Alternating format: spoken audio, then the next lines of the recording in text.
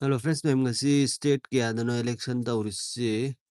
adugi result do ngasi haidokba tabjani adu ikoi result do yengminnaseba kanana karaida kari comment tawri haibdo.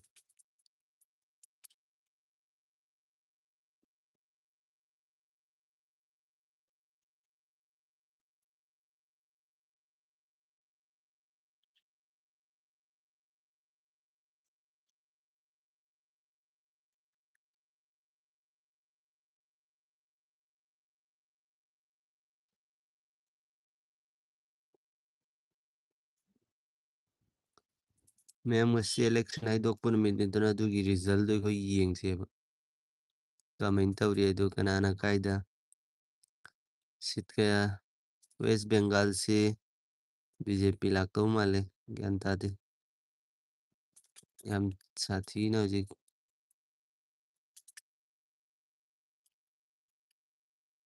ifete yung view ngay view ma'am ay wanjara ke live ma'am da comment tawri haibdo.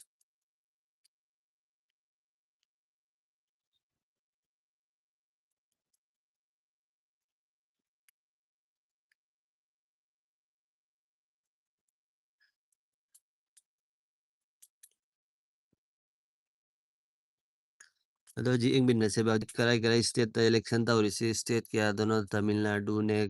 Kerala ne West Bengal ne Pondicherry haibra state mari orma ne aje je update si ing seba miyam ing obo Assam state manga orma ne Assam da ji leiriba condition si yango total 126 sit ta ji 123 40 ji moine sida masing thidok pas dai fetang ai di leading tawrisi BJP na 78 ni miyam ningbiyo ma'am na comment so like so ma'am tang to ma'am gi mod so phong dok piro kari kari mod le ay du ma'am gi Assam gi ni ang wahan bada Assam gi 126 sit ta hojik fok to moina sum kabak tu bak thi bada 123 thi ba hore ba ko adu da lead tawrisi na hojik BJP 78 tane ba lead tawrisi majority oirisi moi gi 1 kiano oi gum tawni ko ay fetang adu sienge Assam majority sit se sidi yang se ba ko Assam gi majority sit oirisi majority mark of 64 kaktane ba moi total seat tu na hojik ano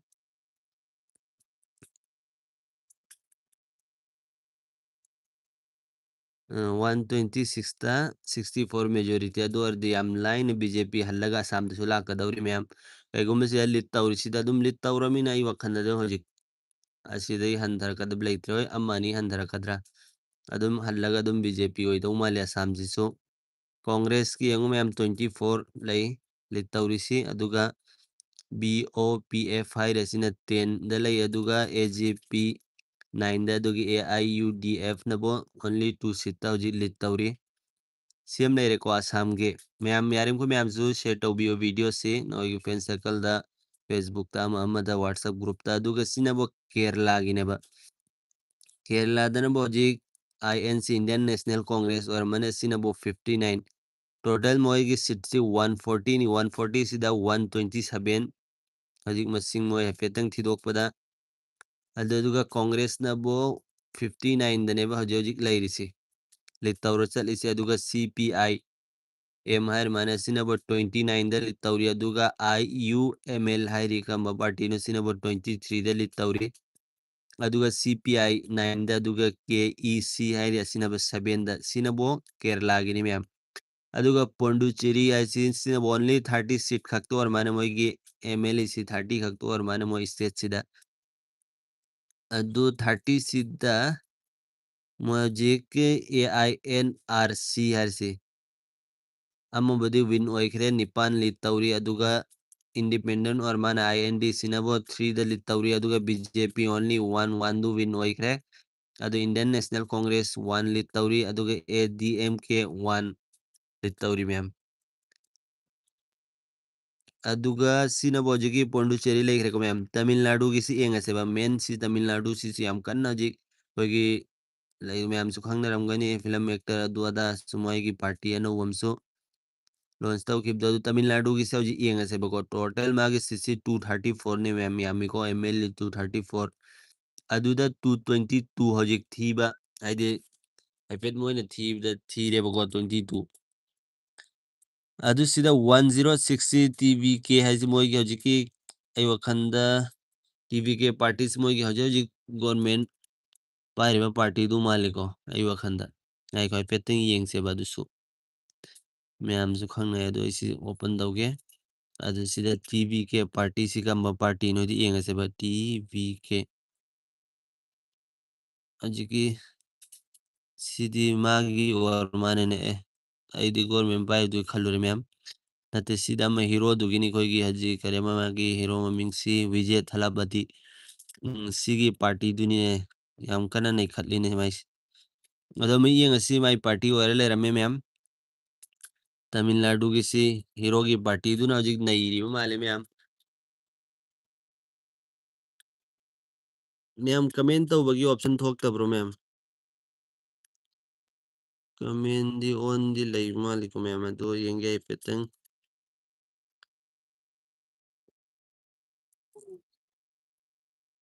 ꯍꯧꯖꯤꯛ ꯇꯥꯃꯤꯜ ꯅꯥꯗꯨꯒꯤꯁꯤ ꯌꯥꯝ ꯁꯥꯊꯤꯔꯤ ꯃꯌꯥꯝ ꯌꯦꯡꯉꯨ 106ꯇ ꯍꯧꯖꯤꯛꯀꯤ ꯑꯩꯈꯣꯏꯒꯤ ꯋꯤꯖꯦ ꯊꯂꯥ ꯄꯥꯔꯇꯤꯒꯤ party ꯑꯅꯧꯕꯗꯨꯅꯤ ꯃꯌꯥꯝ ꯃꯥꯅ ꯑꯣꯏꯅ ꯅꯩꯈꯥꯏꯔꯦ ꯑꯩꯈꯣꯏꯒꯤ ꯍꯥꯟꯅ ꯁꯔꯀꯥꯔ ꯄꯥꯏꯔꯝꯕ ꯒꯣꯔꯃꯦꯟ ꯄꯥꯏꯔꯝꯕꯗꯨꯅꯕꯨ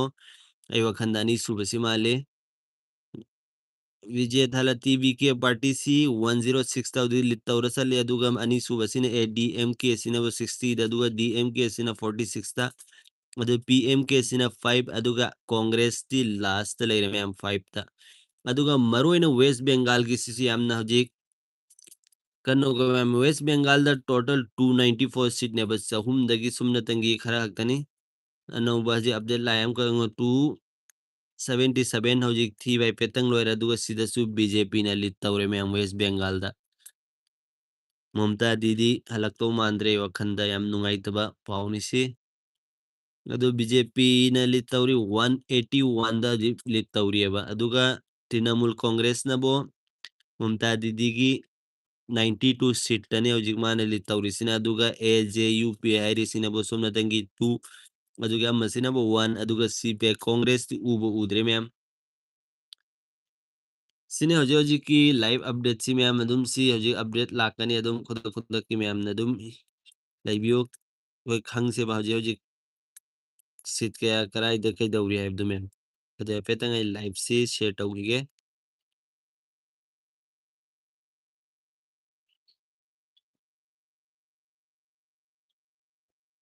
ꯃꯌꯥꯝꯁꯨ ꯈꯪꯅꯉꯥꯏ ꯖꯣꯏꯟ ꯇꯧꯔꯛꯅꯉꯥꯏ ꯑꯩ ꯒ꯭ꯔꯨꯞ ꯈꯔꯗ ꯁꯦꯌꯔ ꯇꯧꯈꯤꯒꯦꯕ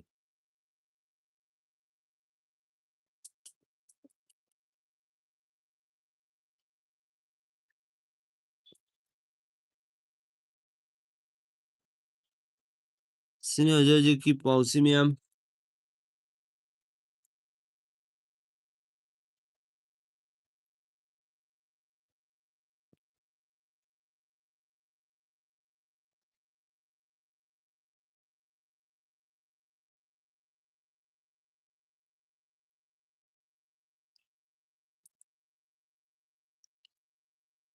ꯑꯇꯩꯁꯨ ꯌꯦꯡꯁꯤ ꯑꯇꯩ ꯑꯇꯩ ꯀꯗꯥꯏꯗ ꯏ ꯄꯥꯎ ꯅ꯭ꯌꯨꯁꯇꯅ ꯀꯔꯤ ꯂꯩꯔꯦ ꯑꯗꯨ ꯅ꯭ꯌꯨꯁꯀꯤꯁꯨ ꯌꯦꯡꯁꯤ ꯅ꯭ꯌꯨꯁꯇ ꯋꯦꯁ ꯕꯦꯡꯒꯥꯜꯒꯤ ꯍꯧꯖꯤꯛ ꯍꯧꯖꯤꯛ ꯇꯧꯔꯤ ꯐꯤꯕꯝꯁꯤ ꯃꯌꯥꯝ ꯌꯦꯡꯕꯤꯌꯨ ꯋꯦꯁ ꯕꯦꯡꯒꯥꯜ ꯂꯣꯏꯈꯤꯗꯧ ꯃꯥꯜꯂꯦ ꯃꯝꯇꯥꯖꯤꯒꯤ ꯁꯛꯈ ꯑꯗꯨꯒ ꯇꯥꯃꯤꯜ ꯅꯥꯗꯨꯁꯨ ꯆꯦꯟꯖ ꯇꯧꯈꯤꯗꯧ ꯃꯥꯜꯂꯦ ꯒ꯭ꯌꯥꯟ ꯇꯥꯗꯦ ꯇꯧꯔꯤꯁꯤ ꯃꯌꯥꯝ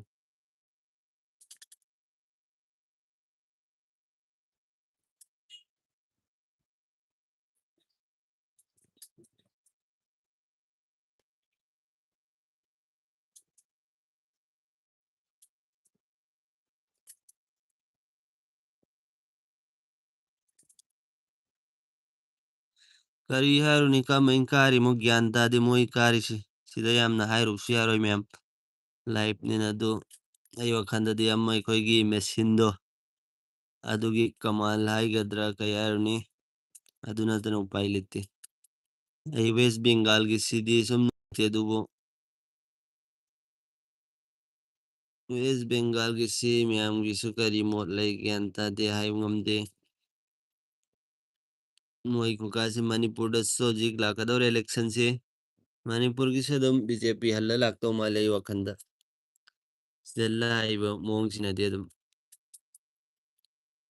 ꯃꯌꯥꯝꯒꯤꯁꯨ ꯃꯣꯠ ꯀꯔꯤ ꯂꯩ ꯍꯧꯖꯤꯛ ꯍꯧꯖꯤꯛ ꯑꯅꯧꯕ ꯑꯞꯗꯦꯠꯁꯦ ꯑꯃꯨꯛ ꯌꯦꯡꯁꯤ ꯃꯌꯥꯝ ꯑꯁꯥꯝꯒꯤ ꯍꯧꯖꯤꯛ 123ꯗ 78 ꯑꯗꯨꯝ ꯂꯤꯠ ꯇꯧꯔꯤ INC ꯍꯧꯖꯤꯛ 24ꯗ ꯂꯩꯔꯤ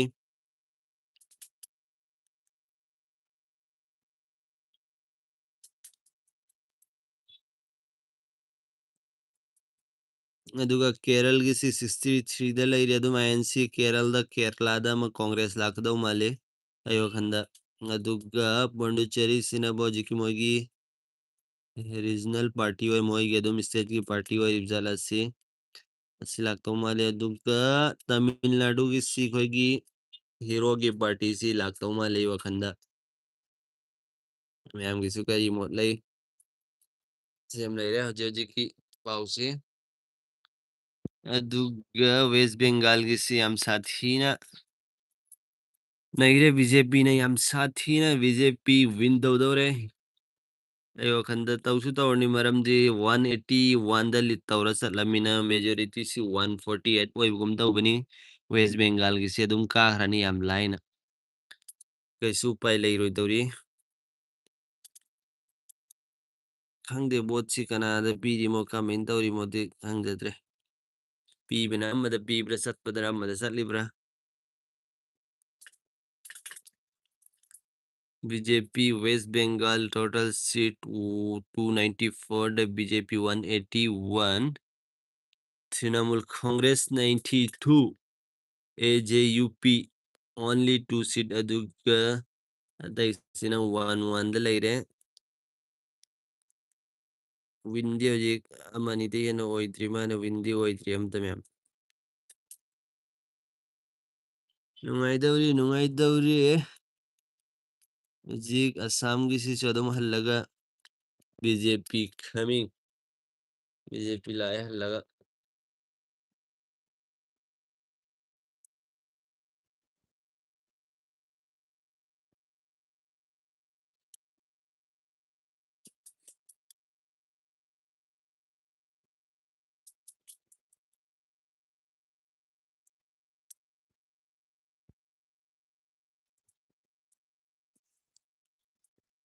ꯀꯔꯤ ꯍꯥꯏꯔꯨꯅꯤ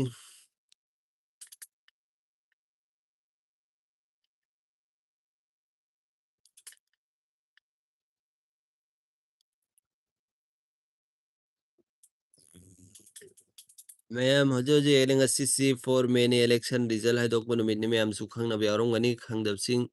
ꯈꯪꯖꯟꯕꯤꯌꯨ ꯀꯔꯤ ꯀꯔꯤ ꯀꯟꯗꯤꯁꯟ ꯂꯩꯔꯦ ꯍꯥꯏꯕꯗꯨ ꯈꯪꯕꯁꯨ ꯗꯔꯀꯥꯔ ꯑꯣꯏꯔꯤꯃꯦꯕ ꯀꯔꯝꯕ ꯁ꯭ꯇꯦꯠꯇ ꯀꯔꯤ ꯑꯣꯏꯔꯤ ꯀꯃꯦꯟ ꯇꯧꯔꯤ ꯍꯥꯏꯕꯁꯤ ꯍꯧꯖꯤꯛꯀꯤ ꯁꯤꯆꯨꯋꯦꯁꯟꯁꯤ ꯌꯥꯝꯅ ꯁꯥꯊꯤꯕ ꯌꯥꯝ ꯗꯦꯟꯖꯔꯅꯤ ꯀꯔꯤ ꯍꯥꯏꯔꯨꯅꯤ ꯃꯌꯥꯝ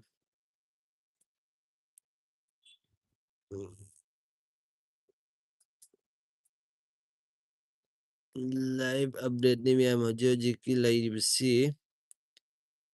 ꯏꯂꯦꯛꯁꯟ ꯀꯃꯤꯁꯟꯒꯤ ꯃꯍꯥꯛꯀꯤ ꯗꯥꯏꯔꯦꯛ ꯑꯣꯔꯤꯖꯤꯅꯦꯜ ꯋꯦꯕꯁꯥꯏꯠꯇꯅꯤ ꯑꯁꯥꯝꯗ ꯍꯧꯖꯤꯛ 126ꯇ 123 BJPꯅ ꯍꯧꯖꯤꯛ 78ꯇ ꯂꯤꯠ ꯇꯧꯔꯤ ꯃꯌꯥꯝ ꯀꯣꯡꯒ꯭ꯔꯦꯁꯅꯕꯨ 24 ꯑꯗꯨꯒ ꯍꯧꯖꯤꯛꯀꯤ PFCꯅꯕꯨ 10 ꯑꯗꯨꯒ AJPꯅꯕꯨ 9ꯗ AIUDFꯅꯕꯨ only 2 ꯁꯤꯠꯇ ꯁꯤꯅꯕꯨ ꯑꯁꯥꯝꯒꯤ ꯂꯩꯈ꯭ꯔꯦꯀꯣ ꯃꯌꯥꯝ ꯑꯁꯥꯝꯗꯁꯨ ꯍꯜꯂꯒ BJP ꯂꯥꯛꯀꯗꯧꯔꯤ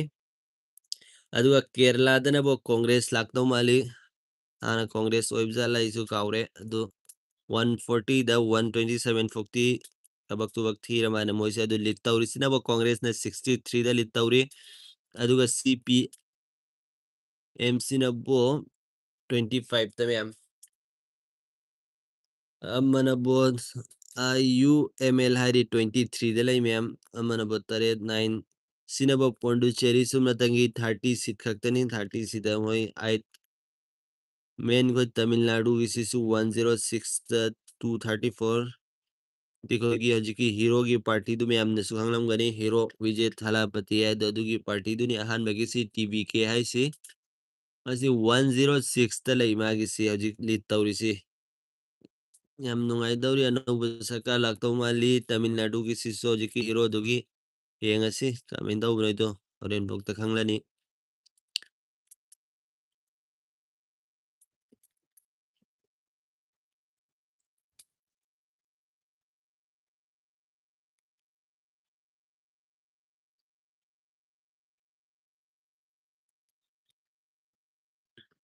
West Bengal gisisi yam nungaite.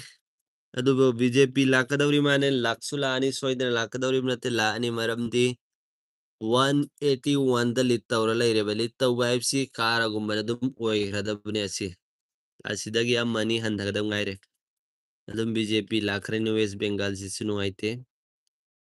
ꯃꯣꯏ ꯑꯗꯨꯝ ꯍꯥꯟꯅꯗꯩ ꯈꯪꯉ ꯂꯩꯔꯕꯖꯥꯠꯅꯤ ꯑꯗꯨꯝ 4 ꯃꯦꯗ ꯃꯣꯝꯇꯥ ꯗꯤꯗꯤ ꯆꯠꯈ꯭ꯔꯅꯤ ꯍꯥꯏꯕꯗꯣ ꯃꯣꯏꯁꯤ ꯑꯣꯜꯔꯦꯗꯤ ꯈꯪꯉ ꯂꯩꯕꯖꯥꯠꯅꯤ ꯑꯗꯨꯅ ꯋꯦꯁ ꯕꯦꯡꯒꯥꯜꯗꯁꯨ 182ꯗ ꯂꯤꯠ ꯇꯧꯔꯦ ꯇ꯭ꯔꯤꯅꯃꯨꯜ ꯀꯪꯒ꯭ꯔꯦꯁ ꯁꯨꯝꯅꯗꯪꯒꯤ 91ꯗ ꯂꯩꯔꯤ ꯍꯧꯖꯤꯛꯐꯥꯎꯗ ꯂꯤꯠ ꯇꯧꯔꯤꯁꯦ ꯌꯦꯡꯉꯁꯤ ꯑꯗꯣ ꯍꯣꯔꯦꯟꯐꯥꯎꯗꯗꯤ ꯈꯪꯉꯝꯃꯅꯤꯗꯅ ꯃꯌꯥꯝ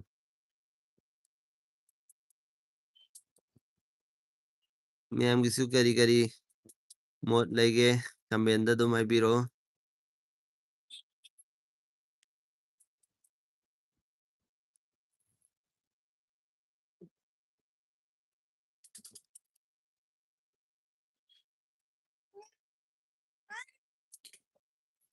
ꯑꯩꯈꯣꯏ ꯃꯅꯤꯄꯨꯔꯒꯤ ꯁꯦꯂꯦꯛꯁꯟꯁꯤ ꯐꯦꯕꯋꯥꯔꯤ ꯃꯥꯔꯆꯇ ꯑꯣꯏꯔꯝꯒꯅꯤ ꯀꯨꯏꯗ꯭ꯔꯦ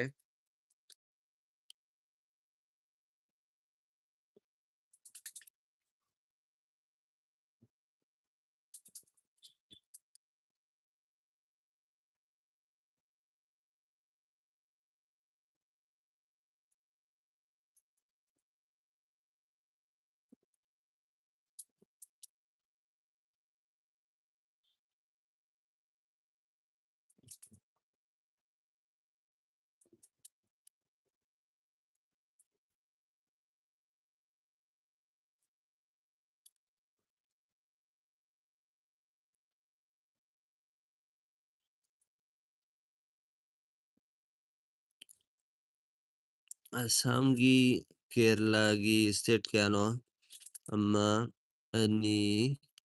ꯑꯍꯨꯝ ꯃꯔꯤ ꯃꯉꯥ ꯁ꯭ꯇꯦꯠ ꯃꯉꯥꯗꯅꯦꯕ ꯍꯧꯖꯤꯛ ꯏꯂꯦꯛꯁꯟ ꯇꯧꯔ ꯉꯁꯤ ꯍꯥꯏꯗꯣꯛꯏꯁꯤ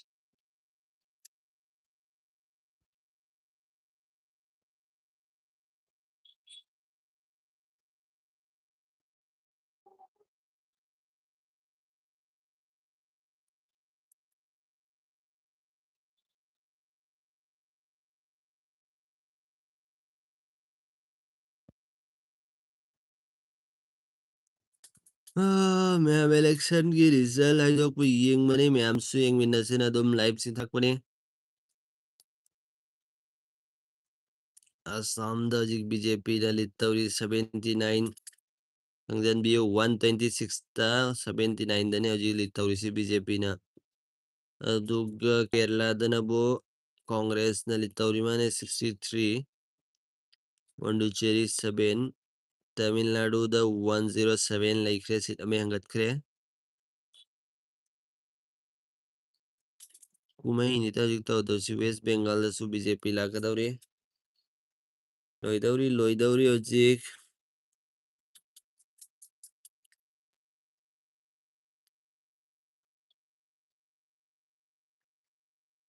ꯌꯥꯝ ꯅꯨꯡꯉꯥꯏꯕ ꯋꯥꯔꯤꯅꯤ ꯍꯥꯏꯒꯗ꯭ꯔꯥ BJP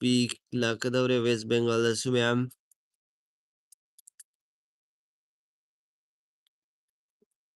BJP coming West Bengal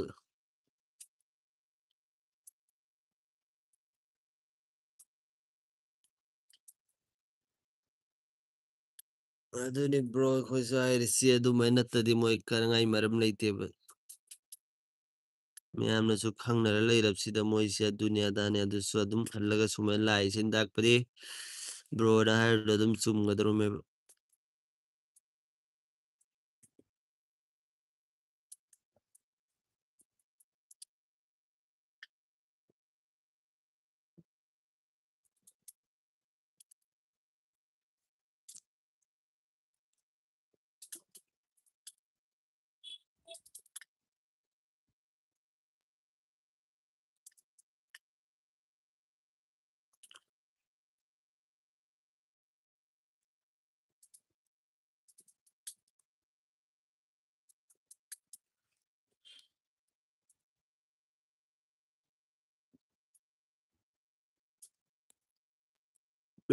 Bengal ꯂꯣꯏꯈ꯭ꯔꯒꯅꯤ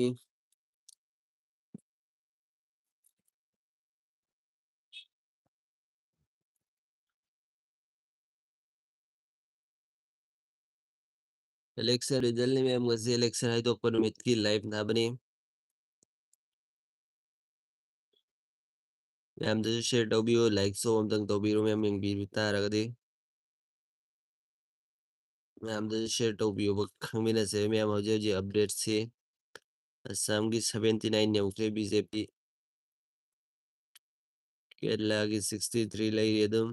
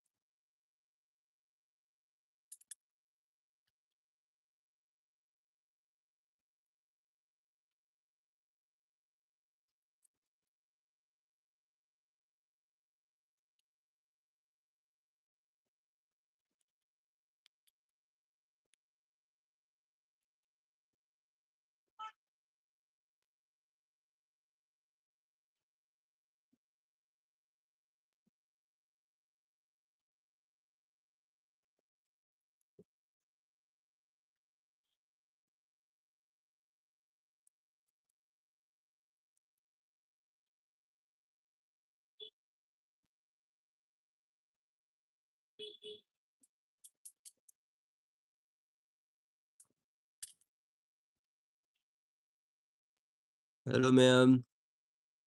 ꯀꯩꯗꯧꯅꯔꯤꯃꯣ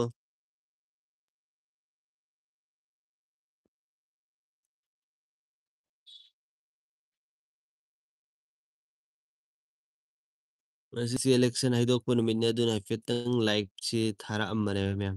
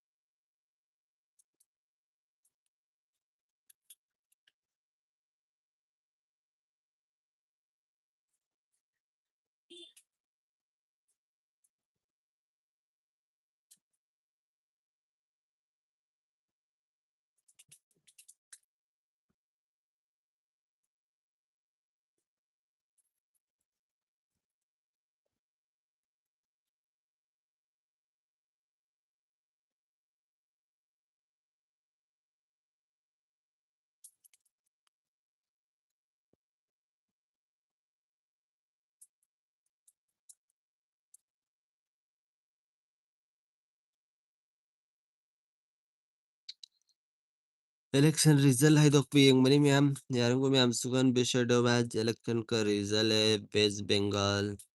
Assam, Kerala, Pondicherry, Tamil Nadu.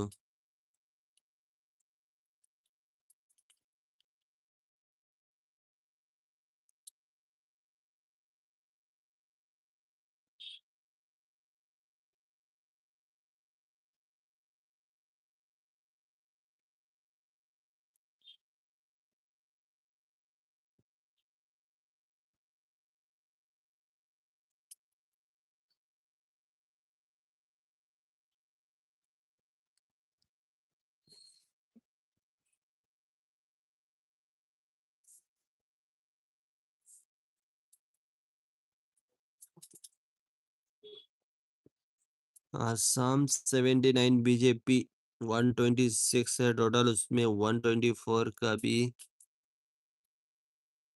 गिन चुका है, उसमें लीड कर रही है BJP.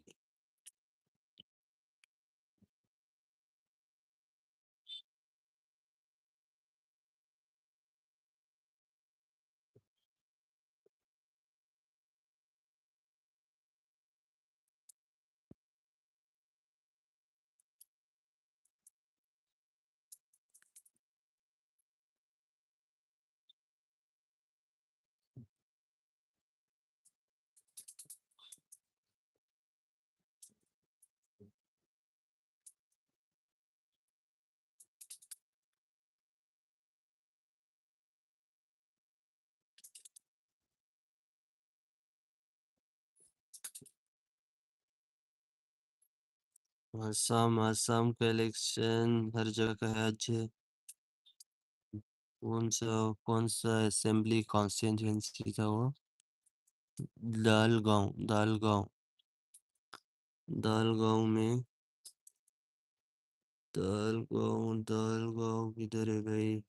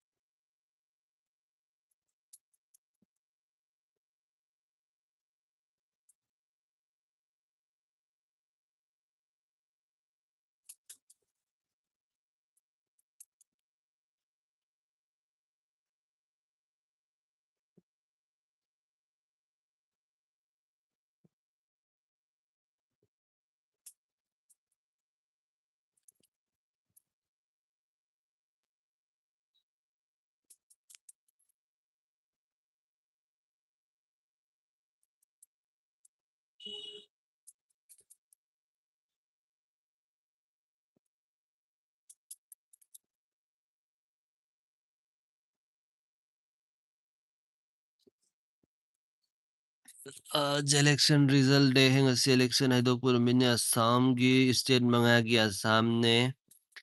kerala ne pondicherry tamil nadu west bengal